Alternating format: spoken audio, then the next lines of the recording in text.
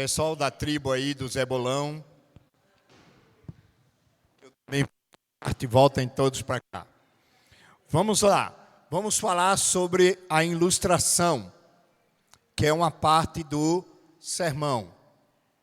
Estou esperando a diaconisa ali destravar o texto, destravou, obrigado. Ilustração do sermão. As ilustrações são consideradas janelas do sermão. Mas cuidado para que seus ouvintes não saiam por estas janelas e não voltem mais. Entendeu? Ou seja, a tua ilustração tem que estar de acordo com o tema, o texto, a introdução, a discussão e a conclusão. Não adianta você dar o tema que vai falar do amor de Deus e a tua ilustração vai falar do juízo final. Então, a tua ilustração tem que falar de amor. Se você está pregando sobre cura divina, a tua ilustração tem que falar de milagre, de fé, de cura, de libertação. Entendeu? Então, a tua ilustração tem que ser pertinente. Então, quais os cuidados que a gente deve ter com a ilustração? Letra A. As ilustrações devem estar de acordo com o assunto do sermão. O sermão é harmonia. Deve ser verídica. Cuidado com ilustrações fantasiosas. Não vai fazer que nem o nosso presidente Lula, né?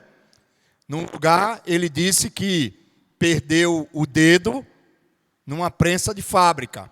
E em outro lugar, ele disse que foi numa pesca. O peixe foi lá e mordeu a mão dele. Então, cuidado. O pessoal fala que o Lula perdeu o dedo, aquilo é um mistério. Só Deus sabe onde foi que ele realmente perdeu, né? Porque ele tem duas histórias. E isso está registrado, eu não estou inventando. Está registrado. Ele gosta muito de falar, né? De contar suas vantagens. E ele se perdeu aí. Então, faça com que as suas ilustrações sejam verídicas. Que sejam também o quê? Razoáveis. Cuidado com ilustrações fantasiosas demais. Tá bom? E, por último, de bom gosto, né? De bom gosto. Tem umas ilustrações aí que dá vontade de levantar, pegar a mulher, o filho, a filha, o gato, se tiver no culto, o cachorro e ir embora. Olha, eu estou falando isso porque tem uma igreja aqui em São Paulo que uma irmã, ela cria uma cachorrinha e ela, quando vai, ela leva o cachorro. Que ela não tem com quem deixar. Então, ela leva... É uma cachorrinha mansinha, aí ela coloca numa salinha lá na igreja. É tão interessante, o bichinho fica lá, rapaz, ele dorme lá tranquilo. Quando termina, ela põe na sacola de novo e leva de volta. Já tem cachorro adventista promessa, irmão. Já estamos convertendo aí o reino animal. Entendeu? A conclusão do sermão. Vamos lá. O que é a conclusão do sermão? A conclusão é o quê? É o fechamento, o resumo, a fixação do que foi discutido no sermão. Então, o que é a conclusão? Encerramento, fechamento.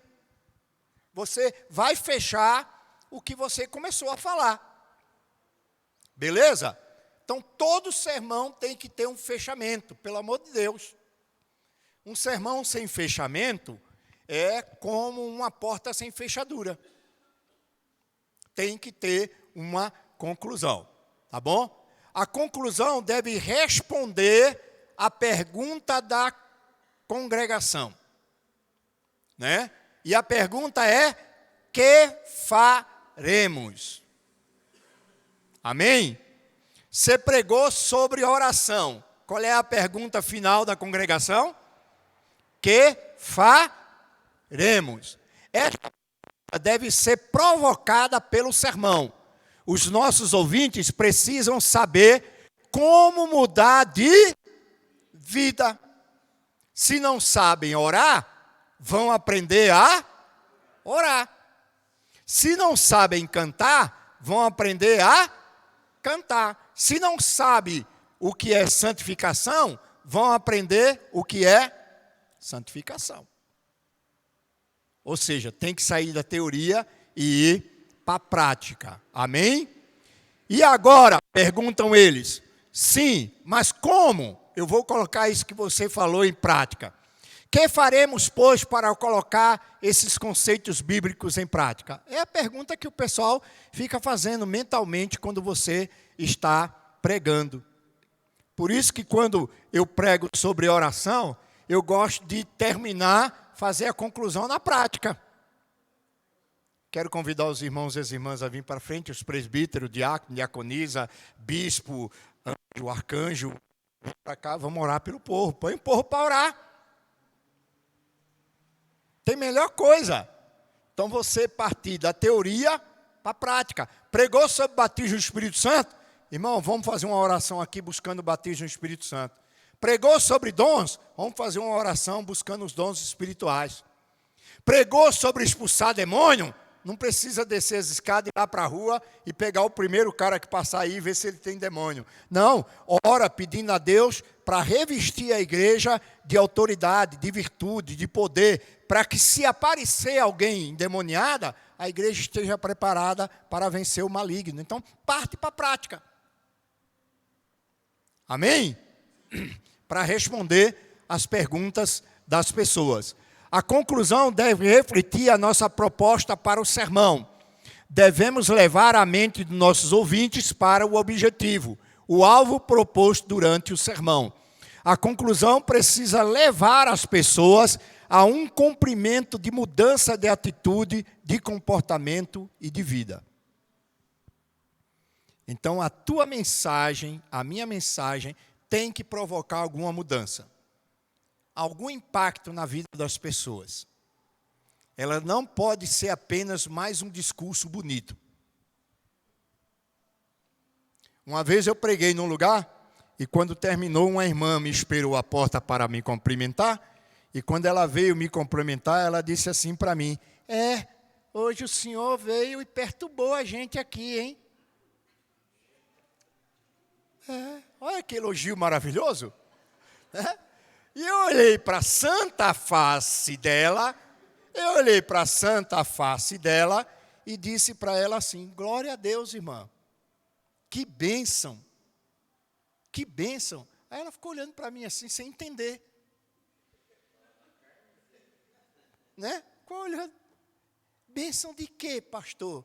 Eu disse, é melhor eu incomodar vocês aqui hoje, do que vocês serem incomodados com aquela frase que diz assim, ó, apartai-vos de mim que eu não vos conheço. A senhora entendeu?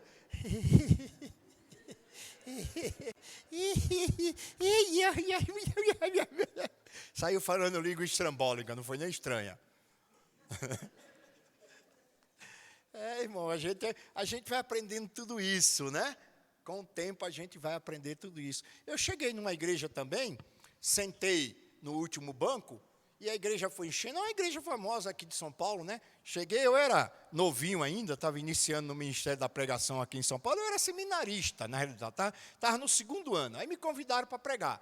Aí eu cheguei lá na igreja, sentei no último banco, eu não ia sentar no primeiro banco, que eu não conhecia ninguém. Então eu sentei no último para ver quem ia entrando, e eu ia conhecendo. Alguns passaram por mim e me complementaram, a maioria só olhou para mim e passou direto, achava que eu era algum visitante, né? Eu lá sentado. Aí sentou 2 irmãs na frente. O pregador tem que estar preparado para essas coisas. Sentou 2 irmãs na frente. Aí começaram a conversar, aí uma disse assim, você sabe quem vai pregar hoje? Aí uma disse assim, é um tal de seminarista Rivaldo. Ah, é? É. Você já viu ele? Não, nunca vi. Nem mais preto, nem mais branco. A outra falou assim. Entendeu? E eu atrás delas. Aí, a outra disse assim, eu devia ter ficado em casa. Seminarista não prega porcaria nenhuma.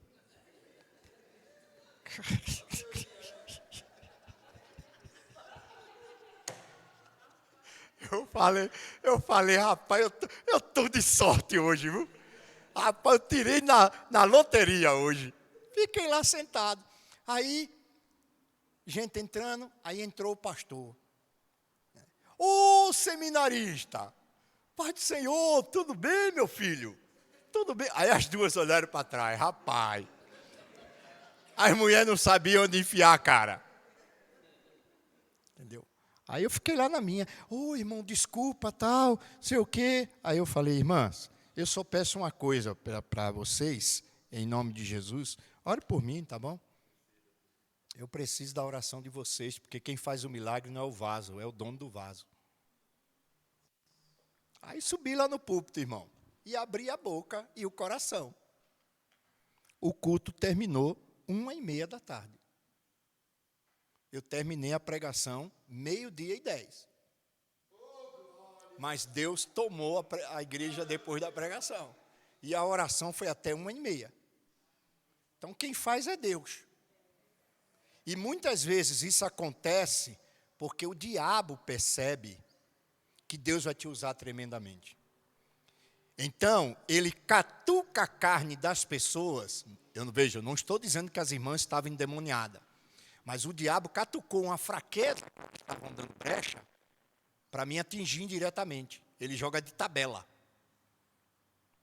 Entendeu? Para mim abater.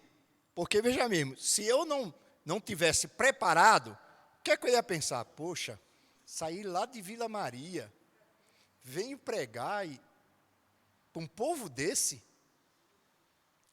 Você está entendendo? Você tem que dar fraqueza, tirar força. Você tem que ser forte. Tá bom? Muito bem. Travou. Eita, destravou. Amém. Vamos lá. Partes da conclusão. Como é que você pode fazer a conclusão? Eu vou olhar aqui, porque ali já não dá, né? A idade já não... A letra está pequenininha demais ali. Muito bem. Como é que você pode fazer a tua conclusão?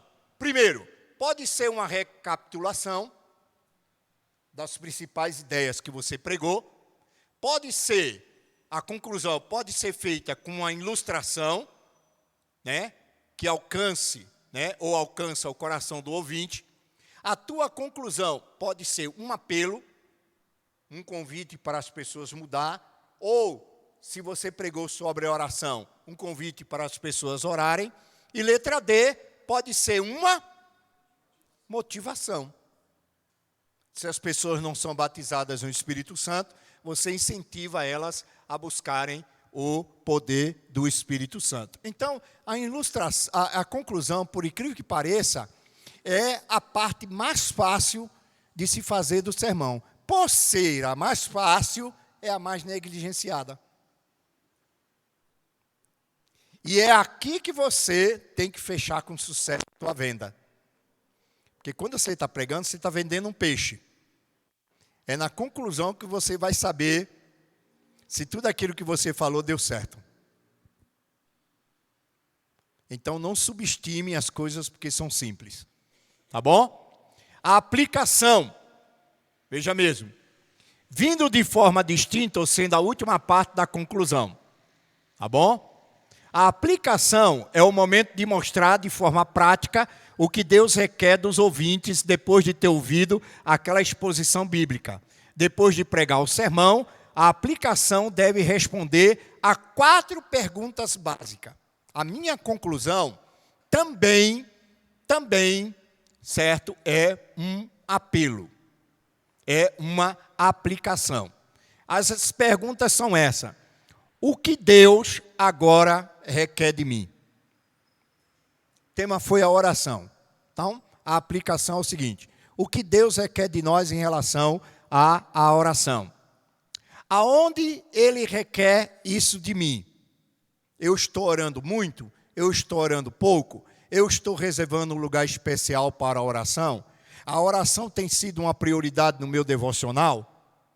Terceiro, por que devo atender ao que Ele requer de mim? Por que essa exortação veio? Por que é que Deus quer que mude em mim? E quarto, como posso fazer o que Deus requer de mim? Então veja que a pregação é uma arte, não é qualquer coisa. Tá bom? Muito bem. O apelo está ali, tá bom? Vocês vão ler em casa. Isso aí é a parte mais fácil quando eu mandar para vocês. Então, como preparar esboços de sermão? Aqui é importante, hein? Vamos lá, né? Saímos aqui da estrutura, agora vamos tentar falar um pouco da prática.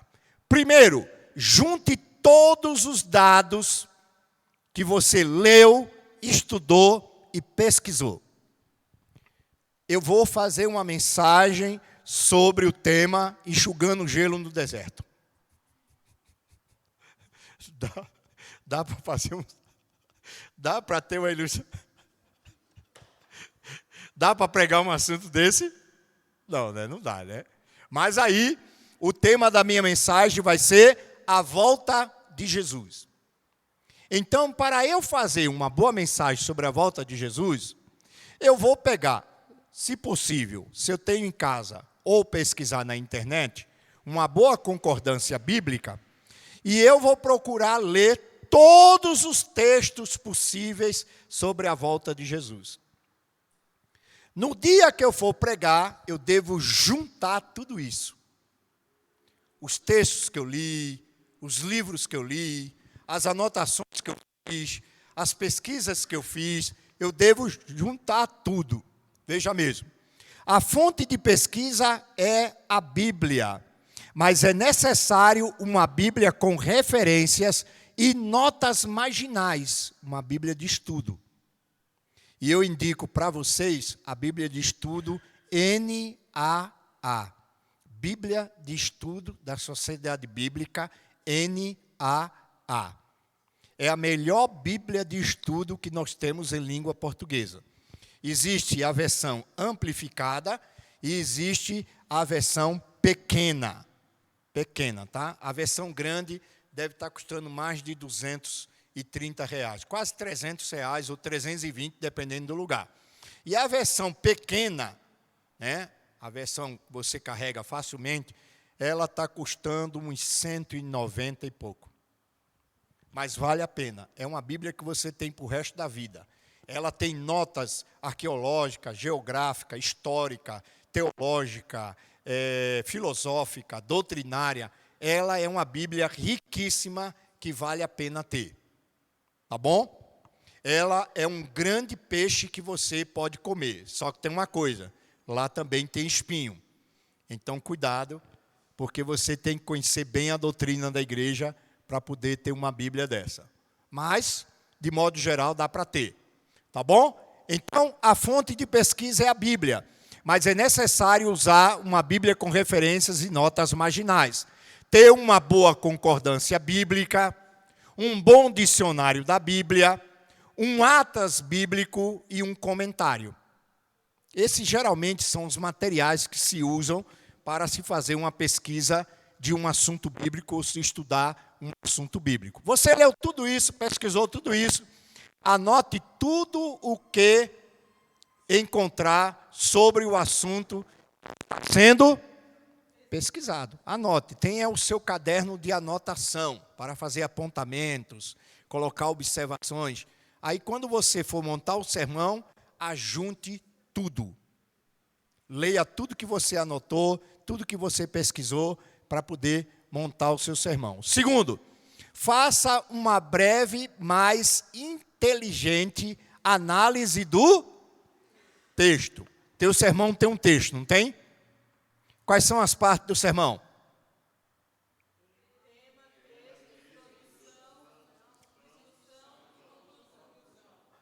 De novo.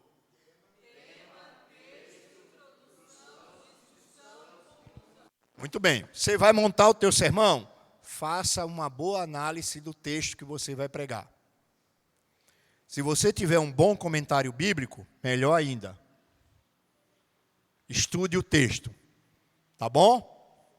E isto dará segurança ao pregador, ao transmitir a sua mensagem. Terceiro, faça um esboço procurando responder as seguintes perguntas. Que lições estão contidas no texto? Então, você vai pegar o texto para analisar, para estudar. Você vai fazer perguntas ao texto. Você vai conversar com o texto. Eu coloquei algumas sugestões ali, ó. Que lições estão contidas no texto? Segundo, qual é a palavra-chave? Terceiro, sobre o que o autor está falando nesse texto? qual era o contexto histórico em que o autor estava inserido. É um autor do Antigo Testamento?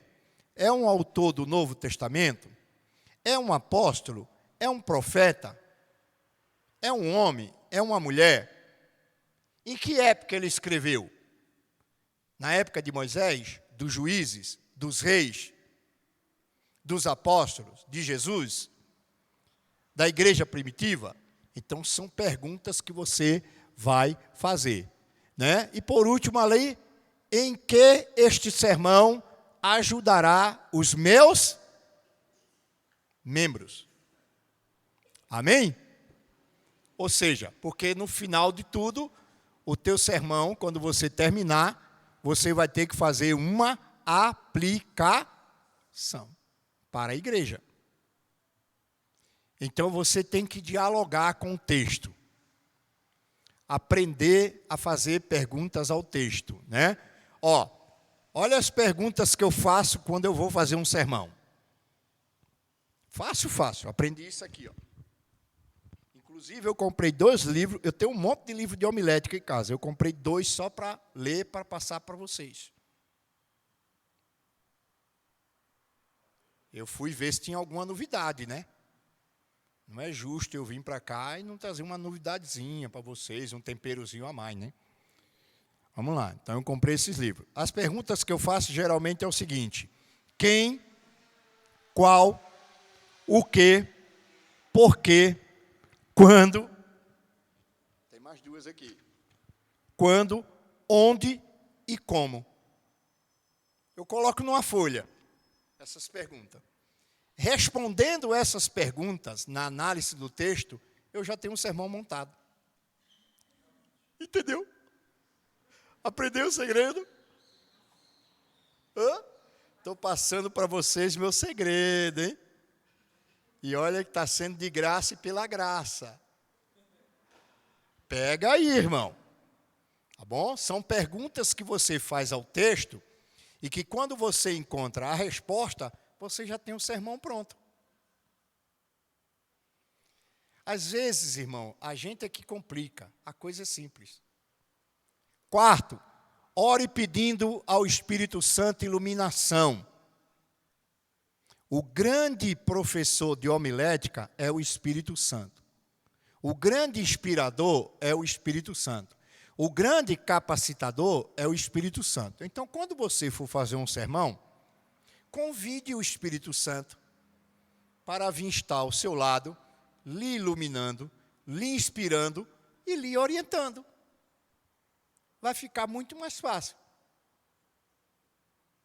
Então, ore ao Espírito Santo, tá bom? Muito bem. Preparando o esboço do sermão, né?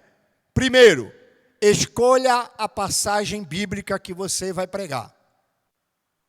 Primeira coisa, escolha a passagem bíblica. Eu vou pregar sobre o amor de Deus. Meu texto vai ser João, capítulo 3, verso 10, ou pode ser Romanos, capítulo 5, verso 8. Leiam aí. Pega a Bíblia aí, vamos lá. Romanos, capítulo 5, verso 8. O amor de Deus. Vamos lá.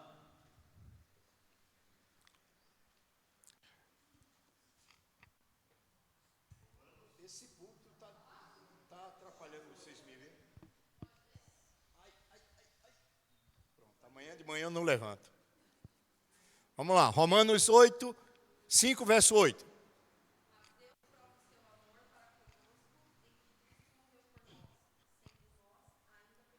Muito bem. O tema do teu sermão é o amor de Deus. Você lendo esse texto, eu te faço uma pergunta. Como você me prova que Deus me ama? Eu sou um ouvinte. Cheguei na igreja de Rafael, você vai pregar. O tema da sua mensagem é o amor de Deus. Eu estou no banco, você diz o tema. Aí eu me faço a seguinte pergunta: será que Deus me ama mesmo?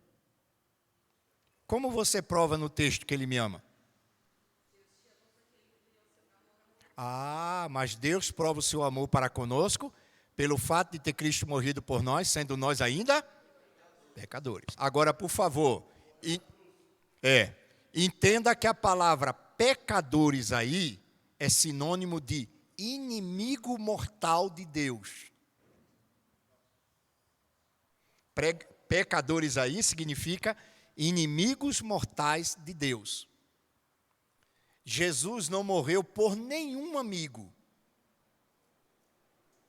Todos pelo qual ele morreu eram inimigos dele. Eu, você, todos nós, toda a humanidade era inimiga de Deus. Então, antes de Deus, quando Deus te manda amar o teu inimigo, é porque ele já amou você, que era inimigo dele. Então, Deus não manda ninguém fazer nada que ele já não tenha feito. Quer ver outra prova do amor de Deus? Vai no verso 5. Vamos lá. Pode.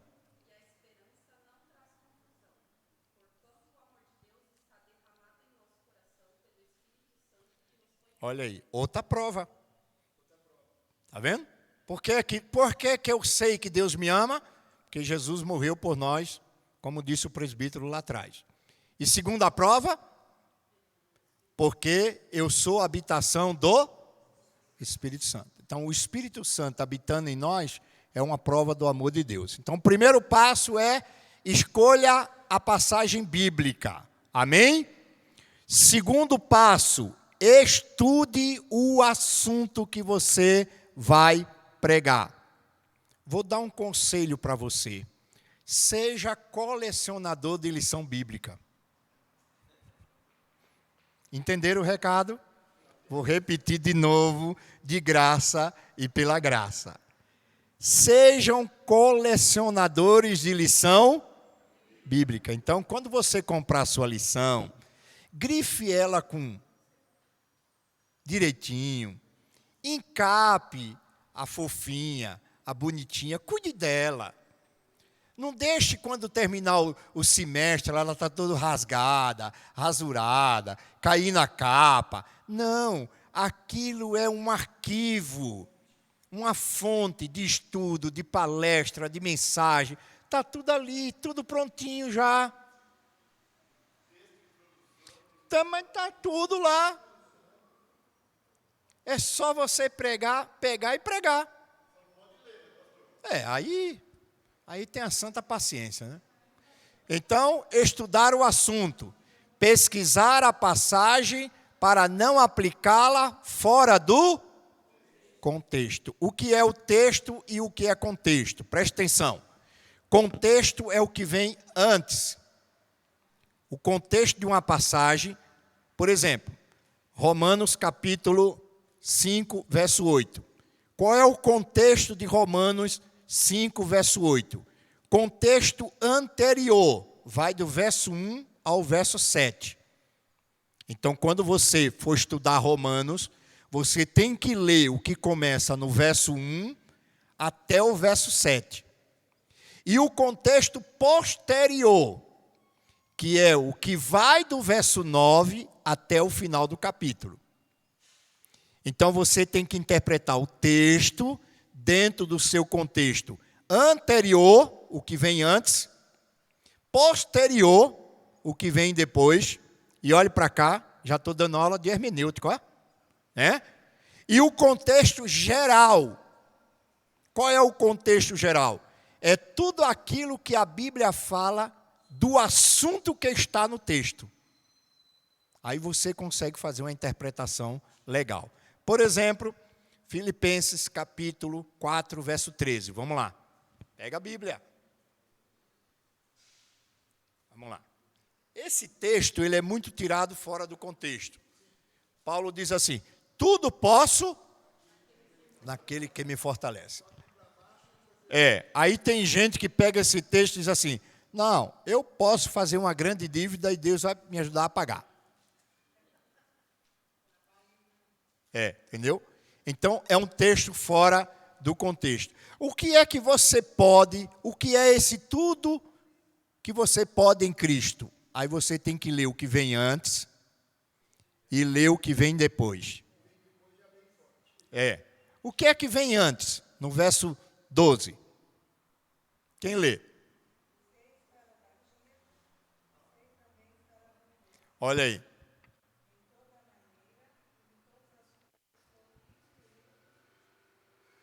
É o 12.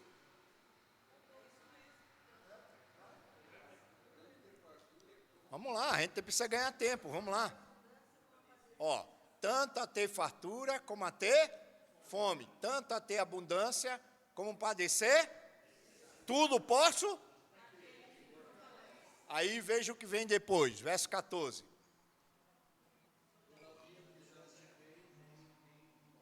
Parte na minha aflição. Né? Eu aprendi a suportar todas as coisas. E entendi que para suportar todas as coisas, eu tenho que aceitar a ajuda das pessoas.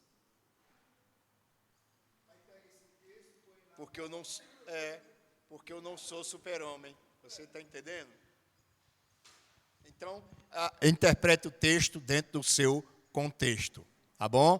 Terceiro, descubra o ponto principal da mensagem. Qual é a principal mensagem de Romanos 5, verso 8? Qual é a principal mensagem aí? O amor de... ou a prova do amor de Deus? É a prova. Nós sabemos que Deus nos ama. Até o ímpio sabe que Deus ama. Até o incrédulo sabe que Deus ama. Até o descrente sabe que Deus ama e diz que Deus ama ele. Agora eu quero provas. Nem só de teoria e especulação viverá o homem, mas de provas. Certo? Então descobri o ponto central. Descobri o princípio bíblico da mensagem que se aplica a todas as épocas e a todas as pessoas. Estabeleceu o relacionamento da mensagem com a vida dos ouvintes. Por exemplo, você pega lá em Deuteronômio 22, verso 5. O homem não vestirá a roupa de mulher, nem a mulher vestirá a roupa de homem. Aí tem gente que vai lá e coloca calça comprida e saia. O texto está mal interpretado. Por quê? Porque na época de Moisés não tinha nem saia, nem calça comprida. O texto não foi escrito para eles? Ou foi escrito para a gente? Para eles. Não foi escrito lá para os israelitas? Os israelitas da época de Moisés, como é que eles se vestiam? Com túnica. Tanto o homem como a mulher. Sabe qual era a única diferença que tinha? É que a roupa da mulher tinha um bordadinho a mais, um cinto mais colorido. O que diferenciava a túnica da mulher e a túnica do homem era o ornamento dela. Pela forma em que a túnica era embelezada, feita, se sabia que era de homem ou era de mulher. E o que é que Deus está combatendo ali? Você sabe o que é que Deus está combatendo ali? Deus está combatendo a mistura dos sexos. Deus está dizendo assim, homem deve ser homem e mulher deve ser mulher. Por quê? Porque naquela época, já entre os israelitas, e isso eles aprenderam no Egito, haviam homens que estavam se passando por mulher e tinha mulher que estava se passando por homem. Aí Deus disse, aqui não, lá no Egito vocês faziam, mas aqui homem é homem e mulher é mulher. Ele estava fazendo a separação dos sexos, ele estava colocando cada um no seu papel. Lá não tinha negócio de unissex não, irmão. O que era de homem, o que era de mulher, era de mulher. Está ensinando ali um princípio. Veja, o que para eles era uma prática cotidiana, para nós é um princípio. Qual é o princípio? É que eu, no século 21, que sirvo a Deus, devo ser homem e as irmãs devem ser mulher. E acabou. As irmãs devem se vestir como mulher e eu devo me vestir como homem. É esse o princípio que a Bíblia está falando. A Bíblia está dizendo que para Deus só existe dois gêneros, o masculino e o feminino. E cada um foi criado distintamente, cada um tem o seu papel dentro do plano de Deus. Homem é homem, mulher é mulher. Não, não tem. Você está entendendo? Vocês estão entendendo o princípio que a Bíblia está falando aí? Agora, por causa disso, a gente vai sair batendo em homossexual, em afeminado? Não. A gente tem que ganhar eles para Cristo, e ganhando eles para Cristo, convencê-los que a Bíblia é a nossa única regra de fé e prática. Se eles acreditarem, nós ensinarmos os mandamentos de Deus para ele. Agora, qual é o problema dos crentes hoje? É que os crentes querem impor ao incrédulo os princípios e as leis bíblicas. Mas os princípios e as leis bíblicas não foram criados para o incrédulo, foram criados para o povo de Deus, para nós. O que a gente deve fazer? É ensinar aos incrédulos. Se eles creem e receber, eles façam. Mas a gente não pode impor. A gente não pode impor para uma pessoa que não é crente que ela tem que orar 3 vezes ao dia, que ela tem que guardar o sábado. Não, a gente tem que ganhar ela. Mas qual é o problema dos crentes hoje? De muito crente? É querer que a sociedade seja crente. O mundo lá fora, irmãos, segundo Efésios capítulo 2, Paulo diz assim: naquele tempo vocês estavam sem Cristo, sem Deus, vocês estavam mortos, estavam perdidos. Essa é a condição do povão lá fora. Então, quando o povão faz o que faz no carnaval, eu não me escandalizo. Porque eles estão fazendo o que eles conhecem. O que eles vivem. Eles aprenderam desse jeito, eles vão fazer desse jeito. Quem é que tem que mudar eles? A pregação da palavra de Deus. Agora, crente quer que incrédulo vá fazer carnaval de terno e gravata. É? E agora, irmão, vai passando o bloco aqui, Unidos da Promessa. Todo mundo cantando o hino do brado. Que é isso, irmão? Então a gente tem que ser sábio, amém? Então descobrir o ponto principal. 4, construir o esboço. Como é que construi o esboço? Fazendo aquelas perguntinhas. Viram as perguntas? Como, por quê, onde, para quê? Quando você vai respondendo essas perguntas, o esboço vai nascendo. Então, faça um esboço. Depois de estudar o assunto, estabeleça as divisões do tema de forma progressiva, de A a C. Mas do mais simples para o mais amplo esclarecimento da verdade bíblica, ou ampla do esclarecimento da verdade bíblica. Então, é assim, se você quer explicar Romanos 5, verso 8, e lá tem uma parte que você acha que é a mais forte do versículo, você deve deixar para o final, lá para a letra C. Você vai começar do mais fácil, certo? Qual é o mais fácil? É falar para todo mundo que Deus ama ele. Essa é a parte fácil, ou não é? Né? Jesus te ama, irmã. Jesus te ama, meu irmão. Tem dificuldade nisso? Qual é a mais difícil?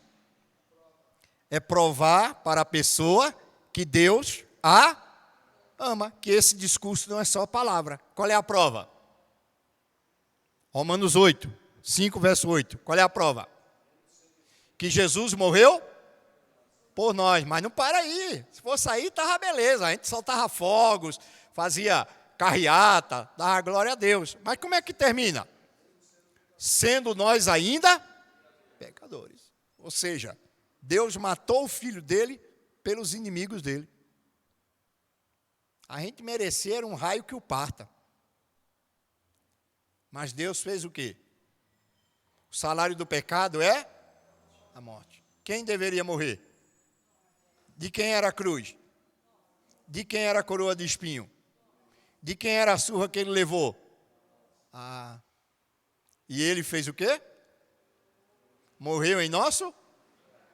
Ele morreu porque a gente era amigo dele, a gente era muito bonzinho. Jesus olhou do céu assim e disse: aqueles anjinhos lá da igreja de Rafael, eu tenho que morrer pelo Walter, ter misericórdia de Rivaldo. Eles são tão bonzinhos. Foi isso? Nós éramos ainda o que de Deus? Inimigos. Eu acho que vocês estão começando a entender. Eu acho que vai sair uma boa safra de pregadores aqui. Tá bom? 5. Preencher o esboço. Você fez as perguntas, achou a resposta? Comece a preencher com ilustração, exemplo, apontamento, frases, testemunhos. Vá preenchendo. Tá bom? Ó, eu fiz isso aí para vocês assim, passo a passo. Acrescentar subdivisões para que o assunto seja bem esclarecido. Onde for próprio, usar ilustrações, né? Ilustrar o assunto. Usar ilustrações de forma apropriada para ajudar no esclarecimento do tema. Então tá tudo aí, irmão, passo a passo, tá bom? Beleza? 6. Preparar a conclusão. Não é porque a conclusão é a parte mais fácil que a gente vai negligenciar. Na introdução eu digo para onde eu vou. Na conclusão eu digo onde eu cheguei. Então, o teu sermão tem que ter princípio, meio e fim. Enquanto os pensamentos da mensagem não estão claros na mente, preparar a conclusão. A conclusão não deve ser longa, pois a atenção da maioria dos ouvintes é... Por favor, não pregue o sermão de novo na conclusão, viu? E, por favor, quem é dirigente de culto aqui, não faça isso. Tá?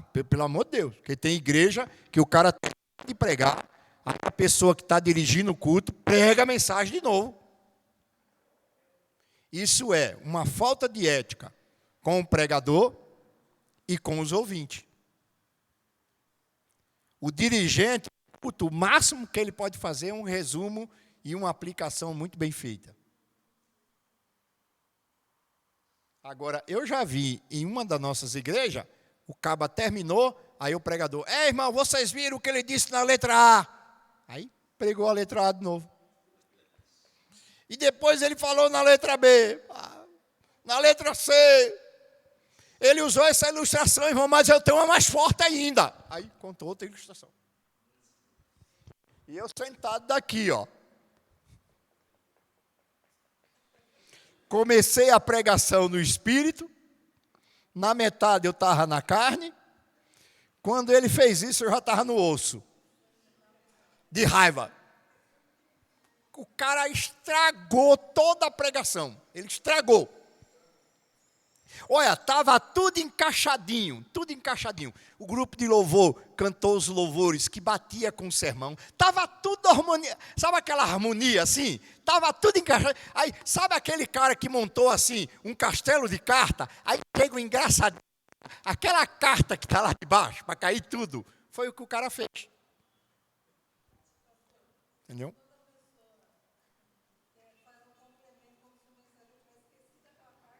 Não, pior ainda, não, irmã. Tá bom, vamos continuar.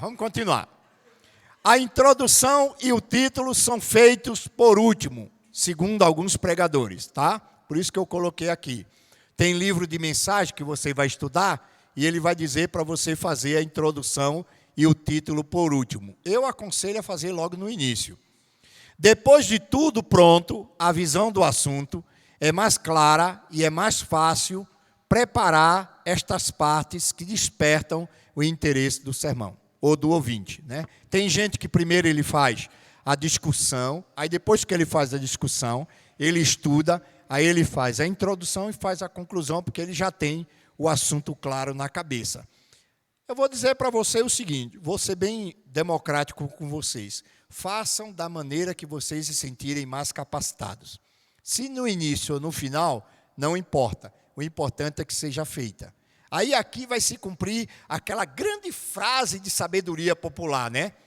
A ordem dos tratores não vai alterar o viaduto. Essa aí tem que ir para o livro de filosofia, né? É muito profunda. Vamos lá. Tipos de sermão. Aqui é importante. Amém? Deu para entender a parte do arranjo? Como é que monta? Alguma pergunta?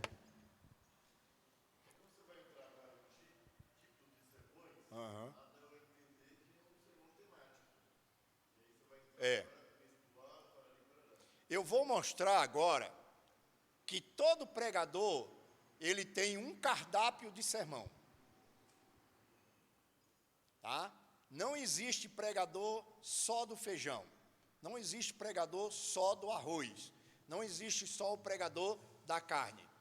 Todo bom pregador, ou razoável pregador, ele tem um cardápio de mensagens. Ou seja, ele trabalha com vários tipos de mensagem.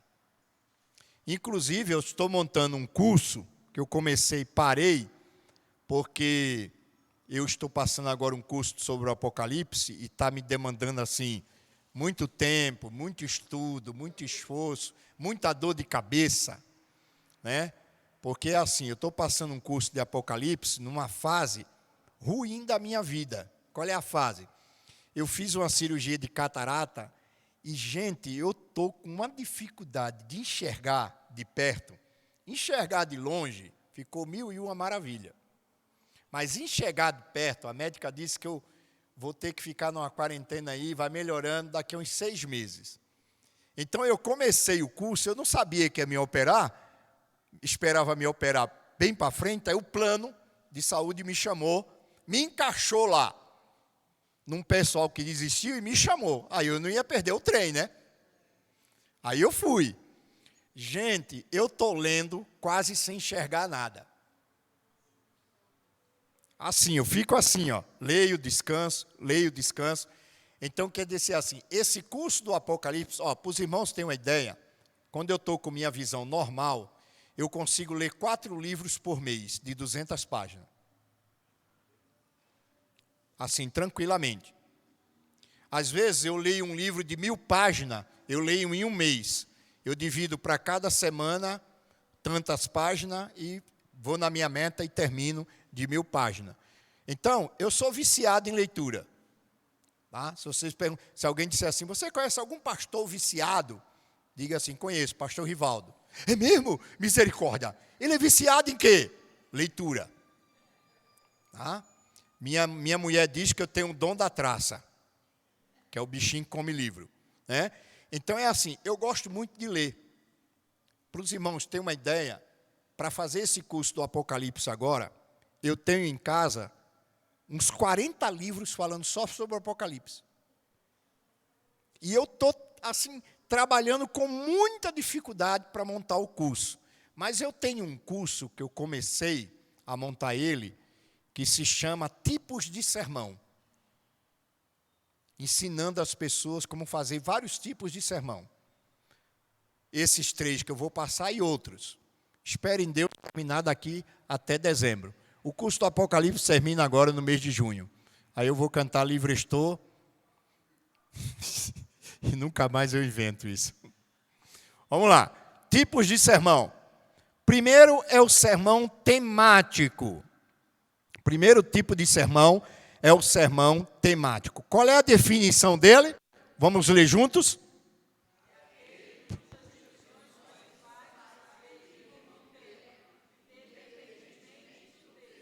Tá bom? Então, o que é um sermão temático? Um sermão temático, veja, o tema, o texto, a introdução, a discussão, a conclusão e a aplicação, se é que eu posso falar assim, ou o apelo, tudo está baseado no tema, no assunto. Por isso que ele é chamado de sermão temático. Tá bom? Então, qual é a base do sermão temático? Não é o texto, é o tema, o assunto. Então, o sermão temático, ele não depende do texto, mas ele usa o texto. Mas ele não depende. Ele depende do tema. Isso aqui é importante você decorar. Tá? De repente, você está aqui em São Rafael, você é convidado para pregar na igreja do Jardim ABC, lá no culto das irmãs. Aí a irmã do Ministério de Mulheres lá diz para vocês assim, minha irmã, o tema do culto das mulheres vai ser o poder da oração. Então, você já tem o tema. Aí você vai montar uma mensagem em cima. Sim, tem que bater com o tema. Tá? Se o tema é oração, você não vai colocar lá, né? 300 de manhã o sangue será purificado. Está lá em Daniel 8,14. Não tem nada a ver, né? Muito bem. Aí eu trago um exemplo de sermão temático aí. Olha aí, ó. Vamos lá. Exemplo, tema. Qual é o tema? Opa, então o assunto é orações não? Então eu vou falar para a igreja quais são as causas bíblicas que levam a uma pessoa não ser atendida. Aí eu coloquei algumas ali. Quais são? Vamos lá. Primeira, olha o texto. Pedir, não recebe porque vocês pedem para gastar no vosso próprio deleite. Segundo, Davi disse, se eu encobrir o pecado no meu coração, a minha oração não será ouvida. Terceiro, Tiago disse, aquele que duvida é como a onda do mar jogado de um lado para o outro, ou seja, não tem firmeza, Deus não ouve. Quarto, Jesus disse que nós não deveríamos ser como os incrédulos, usando de vã repetição, tentando cansar Deus, para Deus se irritar e abençoar a gente. Quinto, e sexto, aqui tem um perigo para os casais, viu? Ah? Então, deixa eu dar uma dica santa para vocês. Posso? Posso? Para os casais de anjinhos aqui. Eu também faço parte, viu? Eu tenho uma anjinha sergipana lá em casa que, eita Deus. Mulher braba. Bem, não está gravando não, né? Corta essa parte aí, viu? Pelo amor de Deus, eu quero voltar para casa. Se a mulher ouvir, a unção dela baixa lá e o negócio fica bravo. Mas vamos lá. Mau relacionamento conjugal. Olha, deixa eu falar uma coisa para vocês, que vocês vivem isso na pele, eu vivo isso. Você já percebeu que em muitas ocasiões, quando você está escalado para pregar, no dia da pregação, às vezes começa uma discussão tola entre você e sua esposa, entre você e o seu marido? Acontece. Tá? Ninguém aqui é super-homem, acontece comigo, com minha esposa. Muitas vezes, quando eu vejo a tempestade se levantar, eu olho para minha esposa e falo assim, bem, vamos parar por aqui, porque eu vou pregar, e essa discussão está nos levando para aquilo que o diabo quer, impedir as nossas orações em favor da pregação. Então você entendeu a jogada do diabo? Ele provoca uma briga entre você e a sua esposa, você vai para a igreja irritado, e ela também zangada, aí lembra que quando a gente vai pregar, a gente faz o quê? Antes da pregação. Aí você entendeu onde ele quer chegar?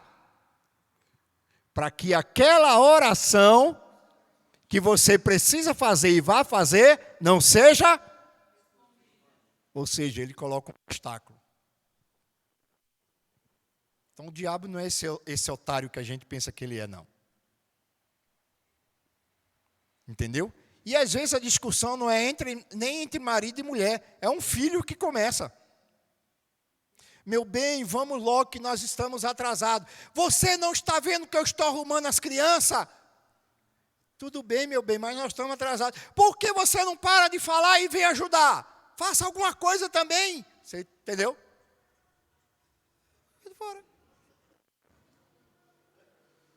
Estou dando a senha. Está pegando aí? Fique esperto. Tá bom? Não é só palavras como aquela das irmãs, não. As setas vêm de tudo quanto é lado. Por isso que quando você for pregar, ore a Deus assim, Senhor, me vista com a tua armadura. Para Deus te blindar. Para você chegar no púlpito, rapaz, tinindo, arrebentando. Então, qual é o tema? Vamos lá. Qual é o tema? Esse sermão é qual? Sermão temático. O sermão temático é qual? Vamos lá? Vocês guardaram a definição? Olha aí, ó. Vamos lá? Leiam aí.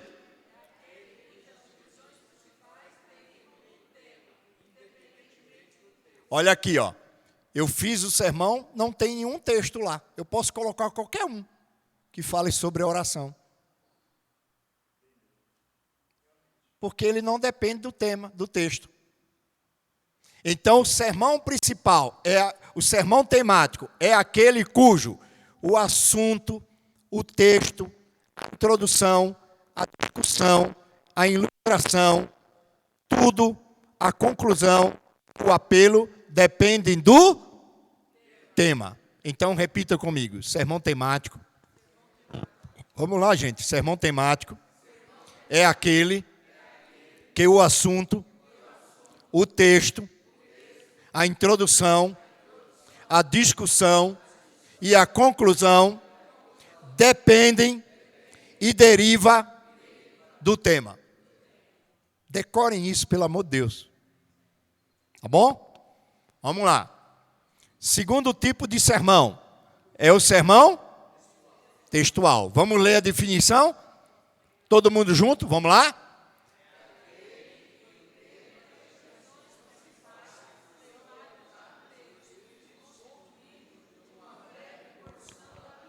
Então, veja, repita comigo.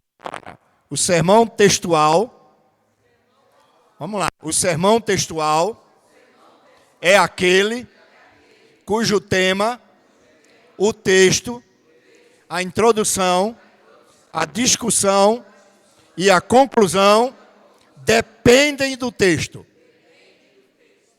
Então, nesse aí o texto é tudo.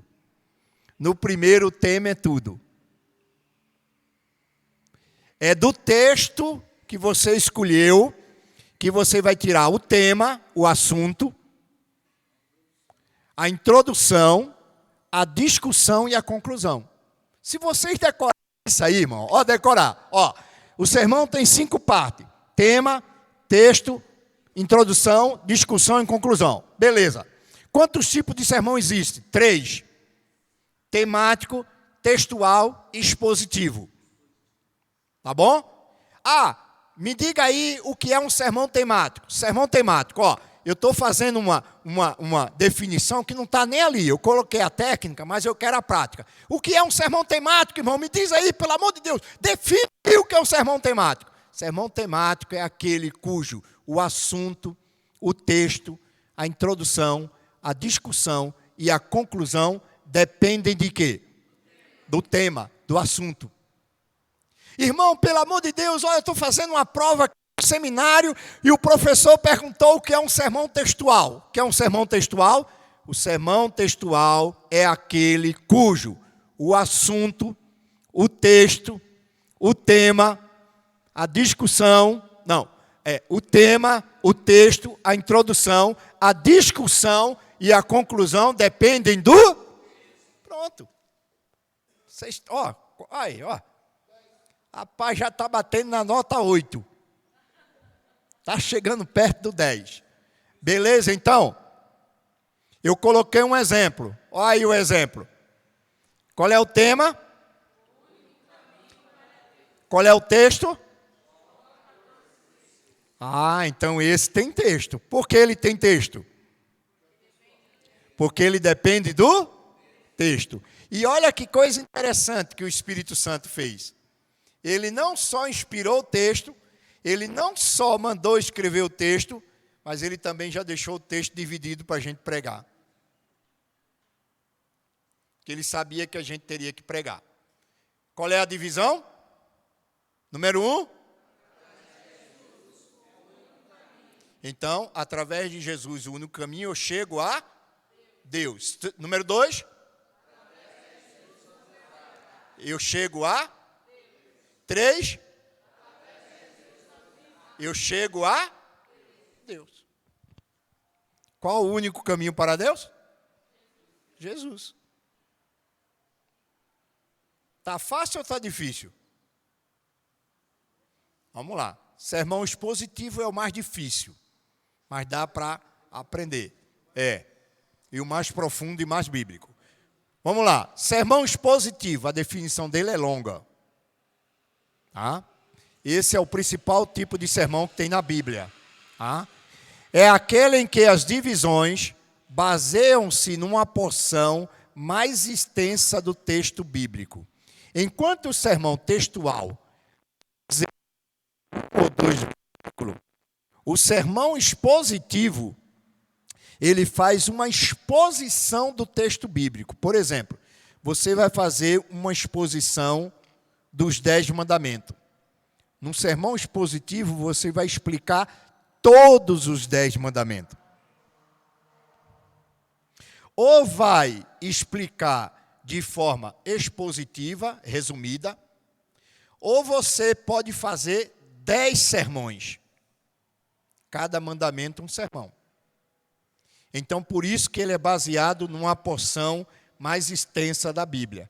O sermão textual, geralmente, ele é usado para pregar grandes blocos de assuntos bíblicos. Por exemplo, os 10 mandamentos, as bem-aventuranças,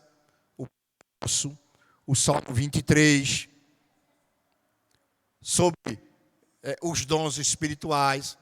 Então, o sermão textual é uma exposição de um assunto bíblico. Então, é aquele em que as divisões baseiam-se numa porção mais extensa do texto da Bíblia, não abrangendo um só versículo, mas uma passagem, um capítulo, vários capítulos, ou mesmo um livro inteiro. Olha aí, coisa interessante, né? Nele é mostrado, exposta, uma verdade contida no texto bíblico. Vou fazer um sermão expositivo nos 10 mandamentos. Então, eu vou expor tudo que os 10 mandamentos ensinam. Eu estou tentando, há uns 8 meses, fazer uma série de sermão expositivo no livro de Romanos. Estou tentando. Não estou nem na introdução ainda.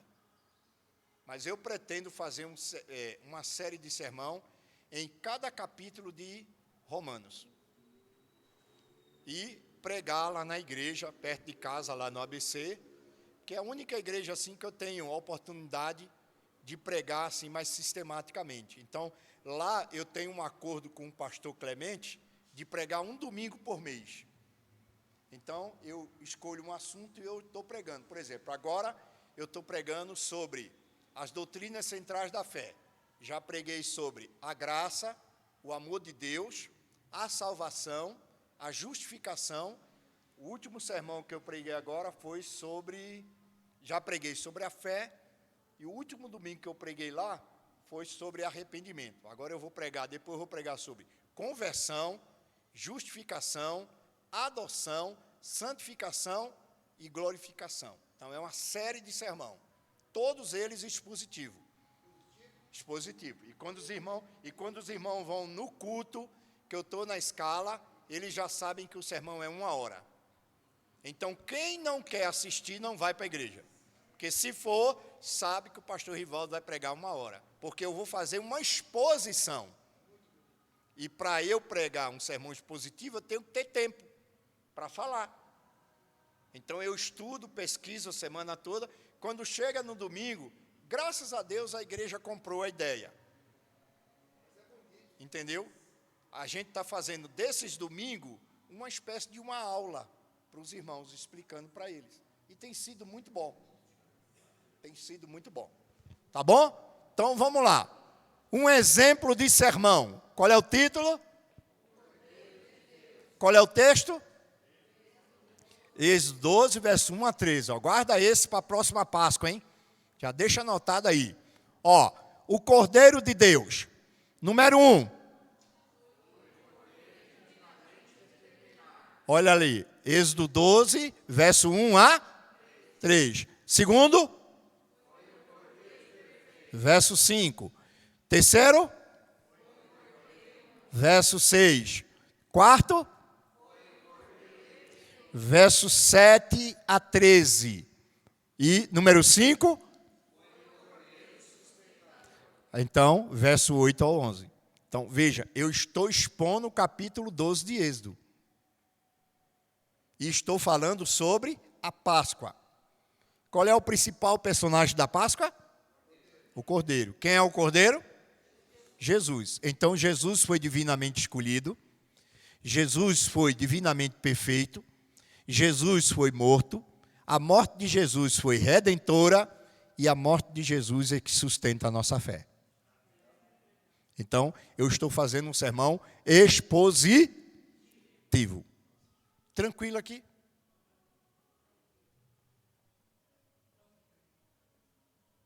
Deixa eu olhar assim com calma. Mas eu estou me preparando para sair correndo, para descer pela escada. De repente pode ter alguém zangado aqui. Qual a sua preferência? A minha preferência? Sermão textual e expositivo. Eu lamento não ter mais tempo para fazer sermão expositivo. Eu lamento não ter mais tempo para fazer sermão expositivo e lamento porque a Igreja da Promessa não foi educada para ouvir sermão expositivo. O sermão que é mais pregado na nossa igreja é o temático. Em segundo lugar vem o textual e por último, assim como chuva no sertão, é o sermão expositivo. Agora, veja, na igreja presbiteriana, nas igrejas batistas, os sermões são expositivos. Entendeu? Dificilmente você vai ver numa igreja presbiteriana um sermão temático. Inclusive, o sétimo dia está migrando do sermão temático para também pregar expositivamente, principalmente no dia de sábado. Mas eu acredito que a nossa igreja diminuiu mais esse tempo depois do Covid, né? Porque aproveitaram, né? rápido e aí não voltaram ao normal, né? Na realidade é assim, viu, irmã? Usaram como desculpa o tempo da Covid. Porque a coisa já estava acontecendo assim de forma velada, de forma indireta, aí aproveitaram a Covid e liquidaram. Professores, autores, etc. Colocaram na mente do povo que é 30 minutos que mais que o povo não escuta. E é uma mentira. É uma mentira. Irmão, em todo lugar, irmãos, irmã, em todo lugar que eu fui convidado para fazer uma série de sermão expositivo, e geralmente eu trabalho 4 domingos por mês, eu vou numa igreja, quando eu acerto assim que eu tenho tempo, eu vou, prego 4 domingos seguidos. Eu prego sermão expositivo, 1 hora. Irmão, ninguém reclama. Entendeu? Por quê? Agora tem uma coisa. A igreja primeiro é preparada, o pastor conversa com a igreja, o pastor mostra o assunto e o pastor convida os irmãos a vir na igreja com a unção de Jó e dos santos profetas. Mas antigamente precisava disso, né? Os irmãos já vinham preparados para ouvir Deus. Independente de Você está entendendo? E é assim, Deixa eu dizer uma coisa para vocês aqui. Talvez vocês nunca mais ouçam isso, mas vocês vão ver isso. Se a Igreja Adventista da Promessa não abrir os olhos para isso, daqui uns anos, os seus cultos vão ficar mais vazios do que estão. Isso começou, sabe quando? Sabe quando começou isso na nossa igreja? Com a escola bíblica. Veja a nossa escola bíblica hoje na maioria das igrejas. Vazia. Por quê? Porque a lição bíblica deveria ter à disposição do professor 1 hora de lição. Porque seria 45 minutos de exposição bem feita e mais 15 ou 20 minutos para tirar dúvidas, responder perguntas. Entendeu? Aí o que fizeram, viu, pastor? O que fizeram? Tem igreja nossa que a lição tem que ser passada em 30 minutos.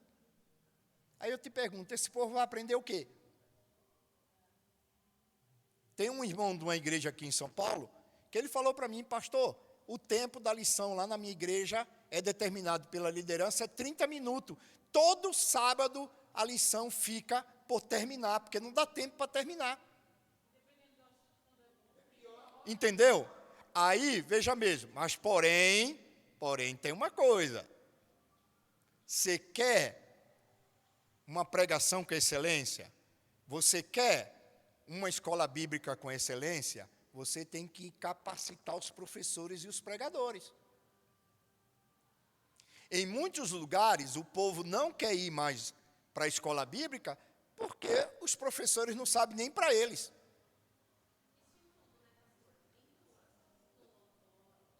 Entendeu? Como eu falei, as igrejas hoje têm à disposição cardápio. Aí veja mesmo, às vezes você só tem um domingo para ir para mercado, fazer as coisas, consertar alguma coisa, limpar o quintal, ajudar a esposa. Aí você pega o domingo e faz tudo o que você tinha que fazer na semana, você tem que fazer no domingo para enfrentar a semana de trabalho. Aí quando chega na hora do culto, você vai olhar o quê? O cardápio. E no cardápio está lá, quem é que vai pregar hoje? O irmão Abrobrinha. Vai pregar hoje. Aí eu te pergunto, que incentivo você tem de sair da sua casa para ouvir uma pessoa que você já sabe o que ela vai falar e o conteúdo que ela tem? Sinceramente, irmão, é melhor fazer uma oração e dormir mais cedo e enfrentar a semana. Com toda sinceridade. Falta de preparo. Irmão, o púlpito da igreja, escutem isso, aprendam isso. O púlpito da igreja não pode ser cedido a qualquer um. Pelo amor de Deus. No púlpito, irmão, para pregar, não é necessário só ter boa vontade. É necessário ter preparação, capacitação. Jesus só mandou os apóstolos pregar no mundo inteiro depois que ele ensinou a eles 3 anos e meio. Se você pegar os evangelhos, Jesus só mandou 2 vezes os apóstolos se pregar sozinho.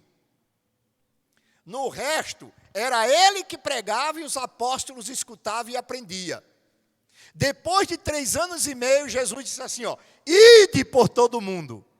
Foi isso ou não foi? Mas ainda assim, ele disse assim, espera aí, ainda tem um óleozinho que vocês precisam receber, que é a unção. Vão lá, esperem ser diplomados, que é o batismo com o Espírito Santo, e aí, meu irmão, toca fogo no mundo. Foi assim ou não que eles fizeram? Mas o que é que a gente faz? A gente entrega o púlpito para qualquer um. Então, baixa qualidade, pessoas com baixa capacidade. A igreja tem que investir em capacitação de professor, de músico, de pregador, de pastor, de ministério de irmãs, de ministério de jovens, ministério com crianças. A igreja tem que parar com esse ativismo louco, que tem que fazer programação. Não, faz 2 programações por mês, ou uma bem feita, bem estruturada, e o resto, separa um sábado, 2 sábados, senta com o ministério das irmãs. No próximo mês, com o ministério dos jovens, capacitação. Depois o outro, senta com o Ministério de Música, capacitação. Durante o ano, pelo menos dá 2 treinamentos de capacitação para cada ministério da igreja. Meu irmão, se você fizer isso, em 4 anos, daqui a 5 anos, você vai ter um ministério de excelência na tua igreja. Para todas as áreas. Agora, o que a gente faz? A gente fica empurrando com a barriga. Coloca lá o Rivaldão, vamos ver se ele presta. Aí o Rivaldão vai lá, prega. Ih, rapaz, meia boca, serve não. Vamos botar o Ari agora. Vamos testar o Ari. É ou não é assim que a gente faz? É. Aí o que a gente faz? A gente queima o amor e a boa vontade das pessoas. As pessoas até vêm cheia de boa vontade, por amor a Deus, querendo ser um pregador, mas a gente não dá uma palavra de instrução. Aí a pessoa vem, prega, as outras começam a criticar, certo? Machuca ela, aí ela pega o dom e enterra.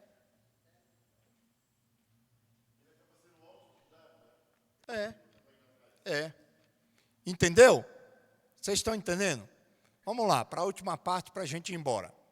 Alguns conselhos úteis para os pregadores. Vamos lá. Primeiro, definição. Vamos ler junto aí? Leiam aí, vamos lá?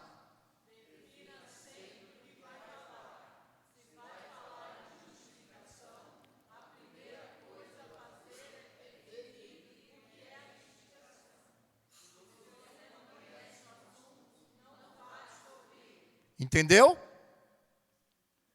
Tema da sua mensagem hoje, santificação. Qual é a primeira coisa que você tem que fazer? Definir o que é santificação. E por favor, viu? Dê a definição e siga ela. Porque tem gente que define. É igual aquele cidadão que é chamado para orar pelo outro, né? Eu quero convidar o pastor Ari para orar pelo pastor Rivaldo. Aí, é só um exemplo, pastor, eu sei que o senhor não faz isso. Aí o pastor Ari começa assim: Jesus abençoa o pastor Rivaldo, abençoa a esposa dele, os filhos dele, mas Jesus te lembra que segunda-feira tem uma causa na justiça. Me abençoa, meu Deus, resolve o meu problema, abençoa a minha esposa. Aí eu saio da oração pelo Rivaldo e vou orar por mim. O cara define o que é santificação e depois vai pregar sobre mortalidade da alma. Não, primeiro defina. Segundo, narração. Vamos ler?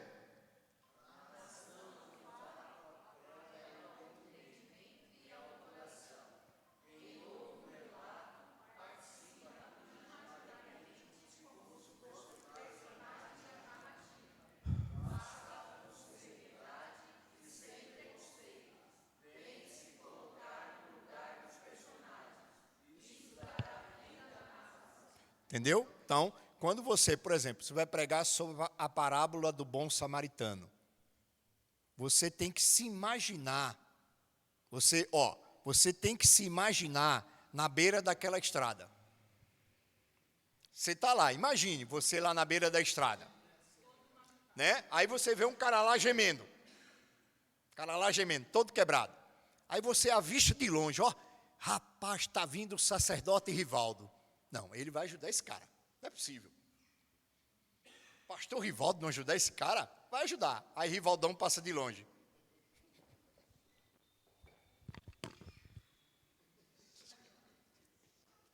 Vai embora. Aí vem o diácono Paulo. Não. Diácono. É diácono. Diácono já diz tudo, servo. Aí Paulo também.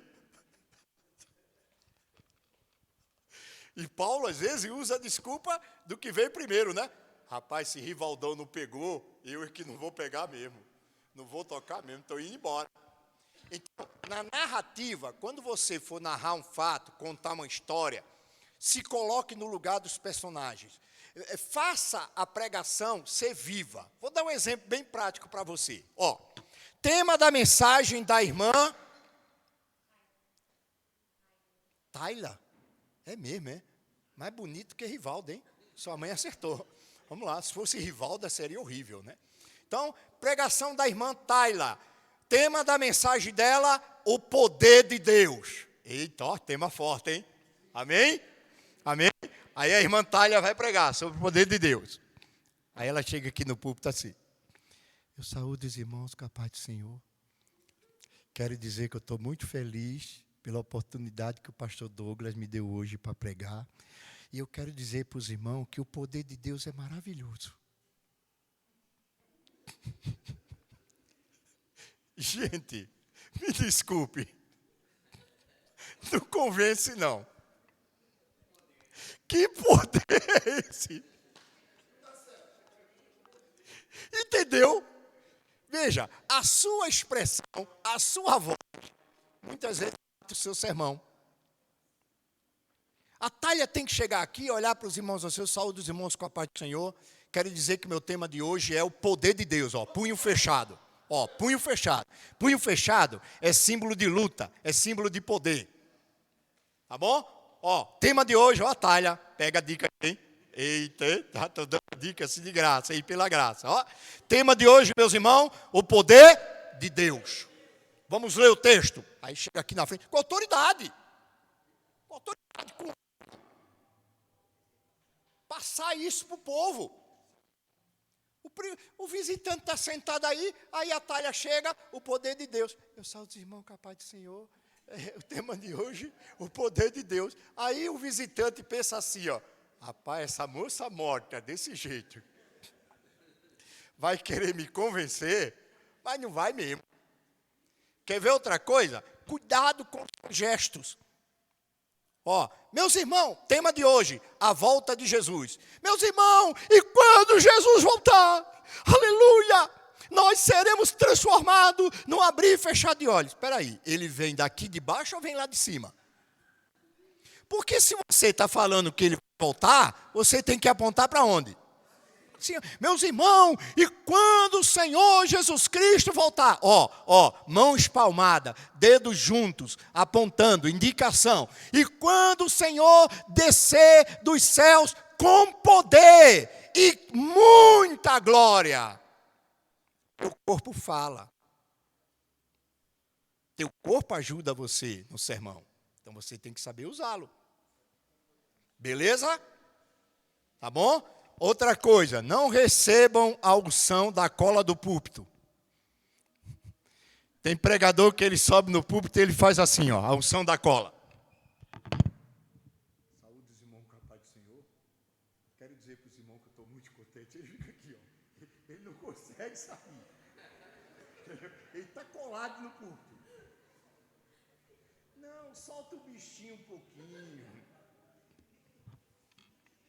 Teve um que eu vi pregando, eu falei para minha esposa, quando terminar ele vai levar o púlpito para casa.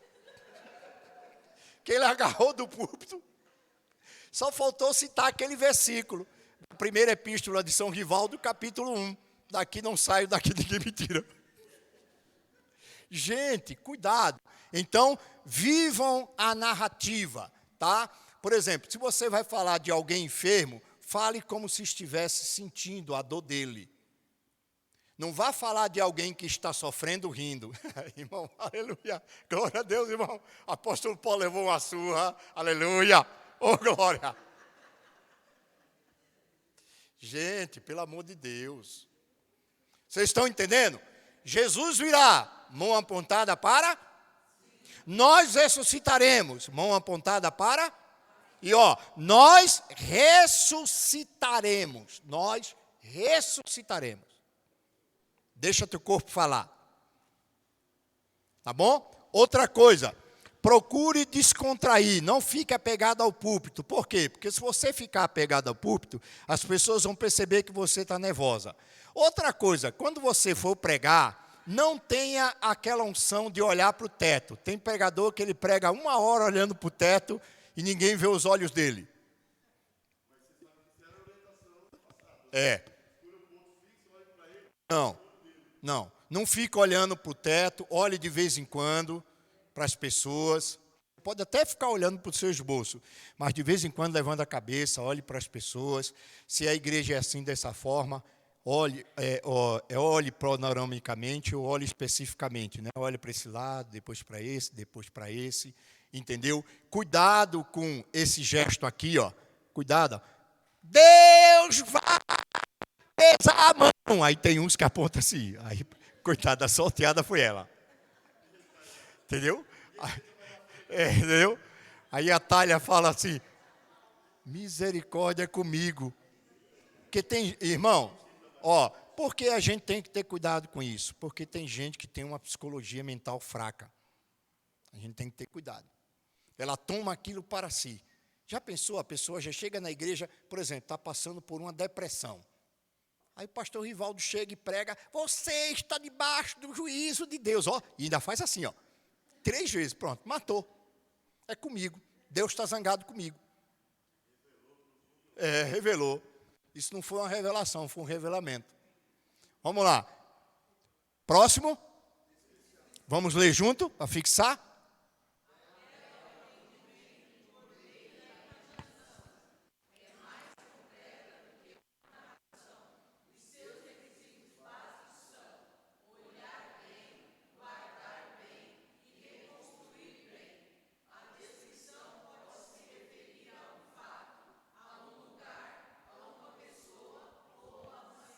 Ou seja, você vai pregar sobre Êxodo 12, a noite da Páscoa.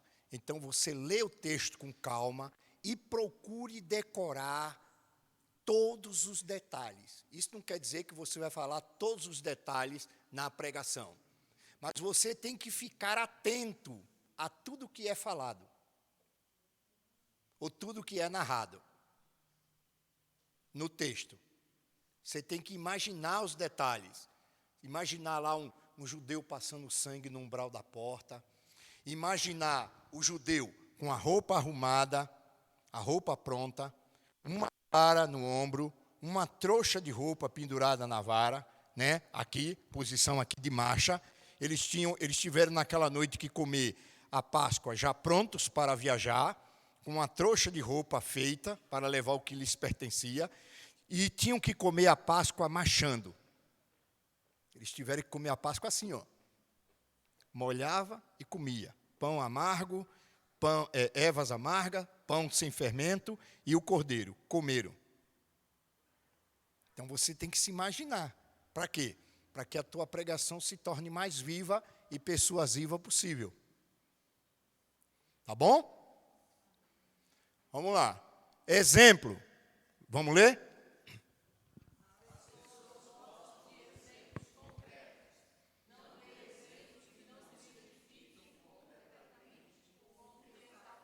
Ou seja, você está pregando sobre dons espirituais, não tem lógica você dar um exemplo sobre as 7 pragas do Apocalipse. Que conexão tem? Então, dê exemplos concretos. Está falando sobre os dons? Por exemplo, dê o exemplo das pessoas sendo batizadas na casa de Cornélio, ou de Paulo impondo as mãos nos discípulos lá em Éfeso e eles sendo batizados com o Espírito Santo. Então, dê exemplo concreto. Ou dê um exemplo vivo da igreja, que você estava num culto e um irmão foi batizado do Espírito Santo, você pode dar. Ou de um testemunho que você ouviu de alguém que recebeu um dom, você pode dar. Mas dê testemunho concreto. Continue.